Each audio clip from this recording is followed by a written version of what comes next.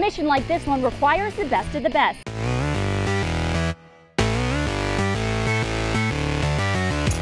Developed a love for NASCAR. SEC initiative strong last night in the feature. Ben Hill Griffin Stadium. Coach Will Muschamp Pop Warner football. Let's get started. Students sign up for the thrill of going up to 140 miles an hour and sometimes even more, and we're about to experience it for ourselves.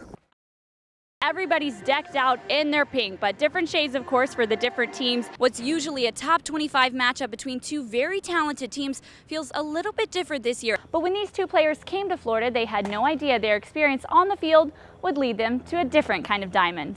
For Gus Escalante, it's another day on the job.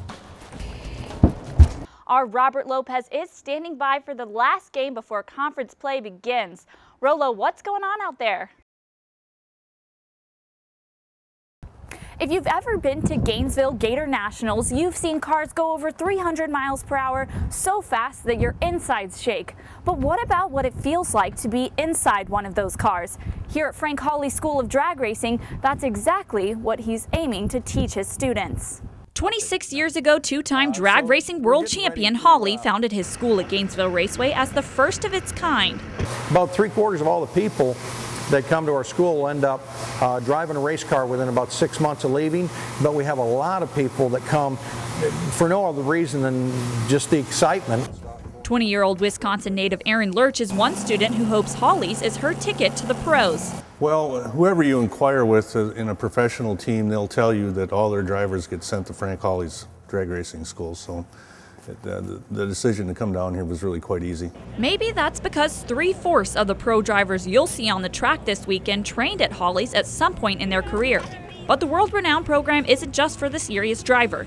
In fact, all you need is a driver's license and good health. So I decided to head out to Frank Hawley's to see what it's really like to go speeding down a drag strip. Students sign up for the thrill of going up to 140 miles an hour and sometimes even more, and we're about to experience it for ourselves. I suited up to ride shotgun down the strip in a super gas car. What I experienced was the ride of my life.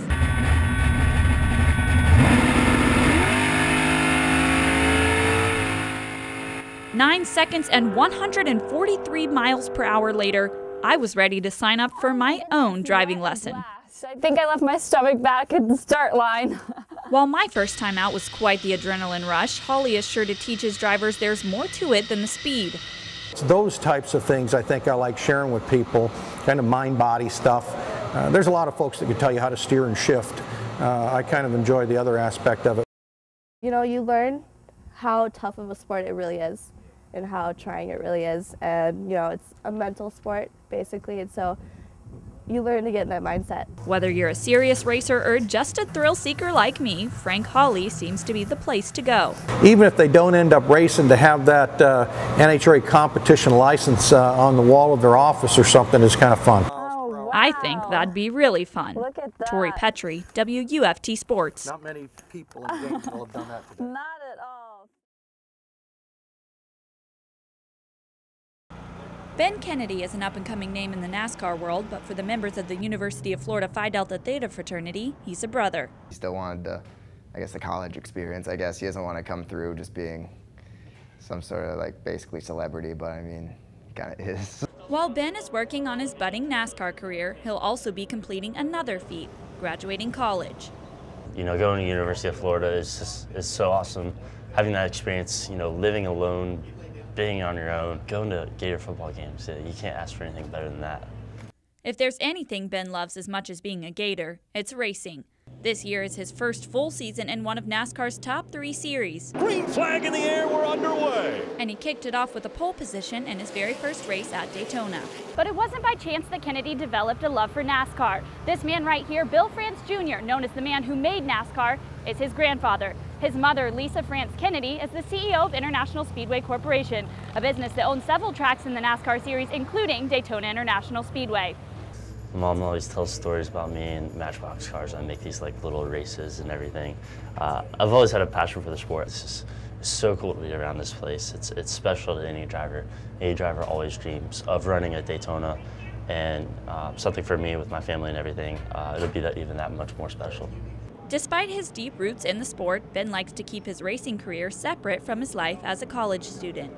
You know, when I'm in college, it's a lot about focusing on school, make sure that I get all my studies out of the way, go to class. But also when I'm in Gainesville, making sure you have a little fun too. But come race day, he's all business. You know, once you get strapped in the race car, that all goes out the window. You put your helmet on, and you're just focused on everything you need to do as soon as that adrenaline kicks in. Then when he's off the track, it's back to being a normal 22-year-old. He's like the most modest guy I've ever met. Like, he's still, like, most people don't even know. My family, my friends, we're all, you know, very down to earth. We're just like anyone else. He'd be at a party and I'd, you know, see him talking to anybody and I'd be like, oh, by the way, he's like a professional NASCAR driver, and then I'll just leave, and then he'd always be mad. He's like, dude, why are you doing that all the time? But with a full season in NASCAR ahead of him, it might not be too long before everyone knows the name Ben Kennedy. Tori Petry, WUFT Sports. When Yankees third baseman Alex Rodriguez was connected to performance-enhancing drug use last year in the biogenesis scandal, it was revealed that some Florida high school athletes had also been receiving PEDs from the Florida-based clinic. So the FHSAA decided it was time for an overhaul of their steroid policy.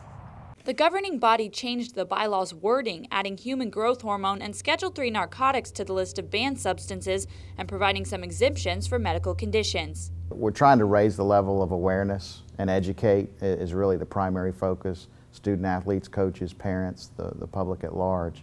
But will the change in definition change the use of steroids in high school sports? I know at least one person, and I'm only a sophomore, that gets away with it.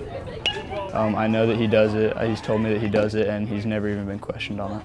The authority to drug test lies within the local school district, not the FHSAA. In 2007, Florida passed a bill to provide $100,000 for a one-year steroid testing program. But after only one of 600 students tested positive, the state funding was not renewed.